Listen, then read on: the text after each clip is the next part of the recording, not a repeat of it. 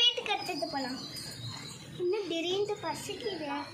சரி ஓகே, நம்ம அண்ணா கிட்ட மூடிச்சால முத்தால ஆன கேளு கேளு தம்பி அண்ணா 3 மூடிச்சால முத்தால அண்ணா. என்னம்மா திடீர்னு கபகபான்னு வயிறு ரொம்ப பசிக்குது. கவலைப்படாதம்மா, என்கிட்ட இப்போ வந்து 5 ரூபாய் இருக்குது. இப்போ நான் வந்து இலக்கு ஆமாம் எனக்கு கடை லீவில். சரி கொஞ்சம் வெயிட் பண்ணு, இன்னும் கொஞ்ச நேரத்தில் நான் அண்ணன் ஃபோனில் பேசி நான் வந்து இது பண்ண சொன்னேன். இது பண்ண சொன்னீங்க? நான் வந்து கடையை திறந்து 1 வாரம் வாங்கிட்டு வரேம்மா.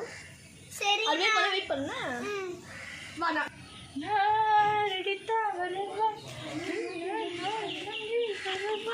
என்னப்பா இன்னைக்கு யார் வீட்டு கதவும் திறந்து இல்லை? நம்ம வந்து இன்னைக்கு பிச்சை கேட்போம் நினச்சிக்கிட்டு யாருமே கதவு திறக்கலையே. அங்கே தூரத்தில் ஒருத்தர் பயிர் வெட்டுறாரு, அவர்கிட்ட போய் கேட்போம். எப்பா என்னம்மா வேணும்? எப்பா என்ன வேணும்? எப்பா என்னம்மா வேணும்? என்னம்மா வேணும்? ஏய் நான் என் ஜாப்ல சேர்ந்துக்கோயேன்.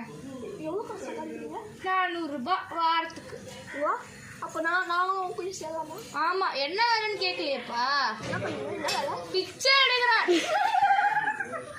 எப்பா சாமி எழுதிருப்பா. பிச்சை எடுக்கிறியா?